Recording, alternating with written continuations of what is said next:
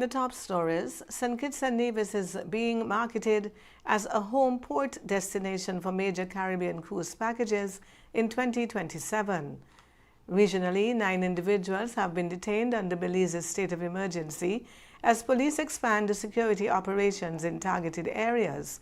And on the international scene, British Prime Minister Keir Starmer says he will not resign despite growing pressure within the Labour Party. Hello and welcome to the ZIZ Midday Major Newscast. Today is Tuesday, the 12th of May, and I am Jasmine Thomas. First on the local scene, St. Kitts and Nevis is set to become a major home porting destination in the Caribbean from 2027 as international cruise packages featuring the Federation continue to appear on global travel platforms. The development follows an earlier announcement by Tourism Minister Marsha Henderson that the Federation would begin home porting operations in 2027. Several 14-night Caribbean fly cruise packages are now being marketed with Bastia as both starting and ending port for the journeys. The itineraries feature P&O cruises, XL-class ships, Arvia and Iona, two of the largest and most modern vessels built for the British cruise market. The ships target the high-value UK holiday market and are designed for long-stay Caribbean vacations, family travel, and premium leisure experiences. Arvia, marketed as P&O's Sunshine Ship, features more than 30 restaurants and bars, entertainment venues, family attractions, and large-scale leisure facilities aimed at the modern cruise market. Iona, which will also operate in the Caribbean during the 2027-2028 winter season, is one of the largest ships ever built for UK passengers and can carry more than 5,000 guests. The packages place St. Kitts and Nevis at the center of multi-destination Caribbean vacations featuring Saint Martin, Tortola, Dominica, Antigua, Martinique, Grenada, Barbados, Curacao, and St. Lucia. The move toward home porting is expected to generate greater visitor arrivals, increased airlift demand, and higher economic activity through hotels, transportation, restaurants, and other tourism services.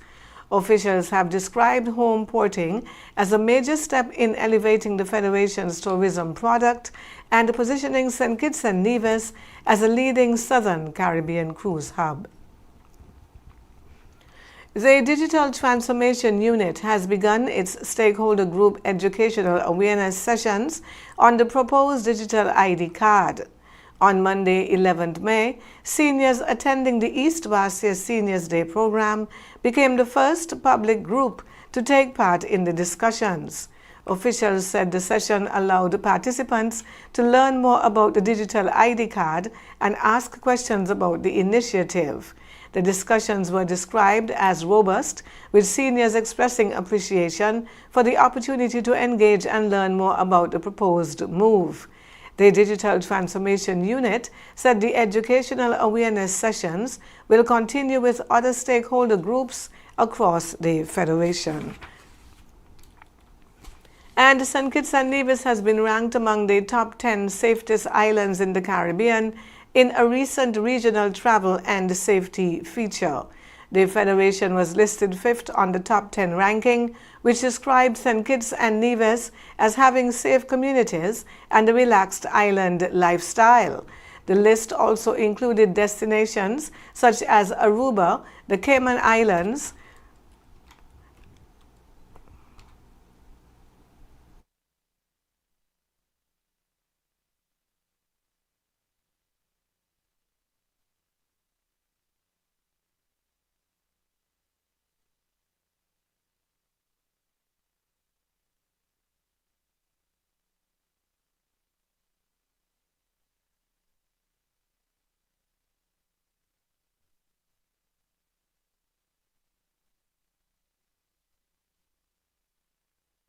decline in homicides and other serious crimes over the past year.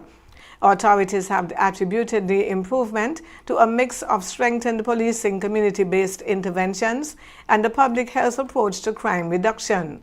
The government has also pointed to continued investment in youth engagement, social support programs, and citizen security initiatives as part of its crime reduction strategy.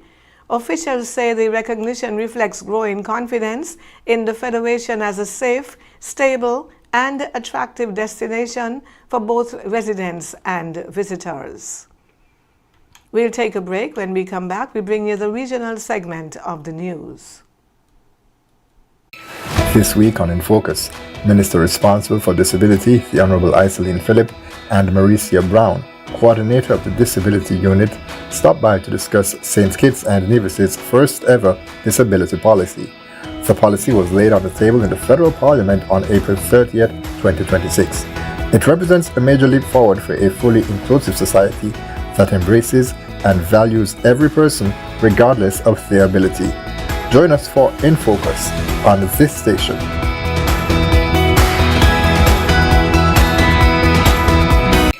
This week on In Focus, Minister responsible for disability, the Honorable Iselene Phillip, and Maricia Brown, coordinator of the Disability Unit, stopped by to discuss St. Kitts and Nevis's first ever disability policy. The policy was laid on the table in the Federal Parliament on April 30th, 2026.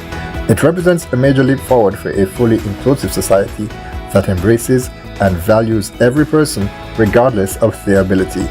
Join us for In Focus on this station.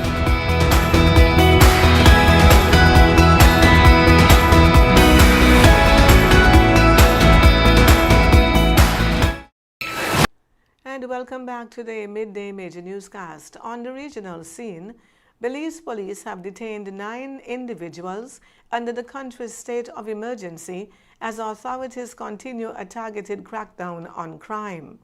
At a press briefing on Monday, Commissioner of Police Dr. Richard Rosado said the state of emergency was declared following security assessments and intelligence reports indicating an imminent threat to life and property in parts of Belize City and the rural Belize district.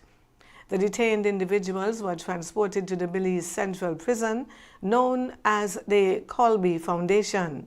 Police said the operation remains active with enhanced security measures now in place to improve public safety. Deputy Commissioner of Police Bart Jones said the detentions are based on intelligence and current investigations, including recent shootings and murders. Officials stressed that the state of emergency is targeted at specific individuals and does not affect law-abiding citizens. Meanwhile, Assistant Superintendent Stacey Smith defended the legality of the measure, saying court rulings have recognized that states of emergency can be constitutional when there is an immediate threat to public safety.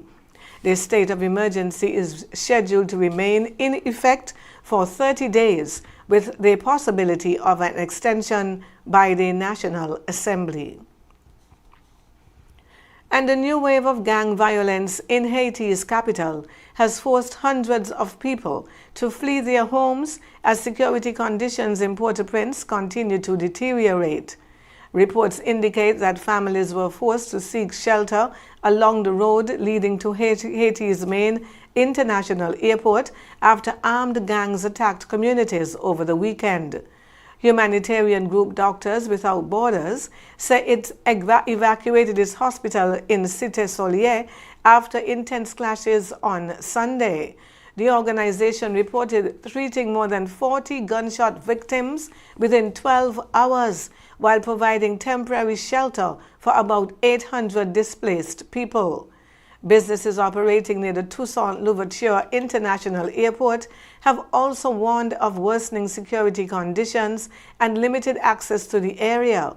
The United Nations estimates that gang violence has displaced more than 1.4 million people across Haiti. Armed gangs are now believed to control more than 90% of Port-au-Prince. We now take a look at news on the international scene. UK Prime Minister Keir Starmer has told members of his cabinet that he has no intention of resigning as pressure continues to grow within the Labour Party following major local election losses. The Prime Minister is facing increasing criticism after last week's local election results, which analysts say would place Labour at risk of a heavy defeat if repeated in a national election. 2 junior government ministers resigned and publicly called for a change in leadership. Housing Minister Miata Fambule urged Starmer to set a timetable for his departure, while Safeguarding Minister Jess Phillips criticized what she described as a lack of urgency in delivering change. Reports indicate that around 80 Labour backbenchers have now called for Starmer to step down or clarify his future. Under Labour Party rules, at least 81 members of Parliament must publicly support a single challenger to trigger a leadership contest. No formal challenger has yet emerged. Despite leading Labour to a landslide general election victory in 2024, Starmer's government has faced criticism over policy decisions, economic pressures, and questions surrounding some senior appointments. And U.S. Defense Secretary Pete Hegseth faced sharp questions from lawmakers today over the Trump administration's strategy in the Iran conflict. The hearings focused on the cost of the war, U.S. weapons stockpiles, and the administration's long-term objectives as lawmakers reviewed a proposed $1.5 trillion U.S. defense budget. Democratic and Republican members of Congress raised concerns about rising oil prices, military readiness, and the impact of the conflict on U.S. resources. Hegseth defended the administration's approach, saying the military has sufficient munitions and is prepared to adapt operations if necessary. The hearings come as President Donald Trump faces growing pressure over the economic effects of the war and the stability of the ceasefire with Iran. We now take a look at the weather. Partly cloudy conditions with brief passing showers are expected across St. Kitts and Nevis over the next 24 hours. Today's high will reach 31 degrees Celsius or 88 degrees Fahrenheit with an overnight low of 23 degrees Celsius or 73 degrees Fahrenheit. Forecasters say available moisture moving through the area on a moderate to fresh breeze will maintain a moderate chance of showers across the islands. Today will be partly cloudy with a 60% or moderate chance of brief passing showers. Tonight will remain partly cloudy with a 40% or moderate chance of brief passing showers. Winds will be from the east at 17 to 30 kilometers per hour or 10 to 20 miles per hour, with possible gusts up to 48 kilometers per hour or 30 miles per hour. Seas will range between 1 and 1.8 meters or 3 to 6 feet. Sunset this evening will be at around 6:35, with sunrise tomorrow at about 20 minutes before 6. That brings us to the end of the Midday Major Newscast. Join us this evening for these stories and more. Thank you for tuning in. I am Jasmine Thomas. God bless you.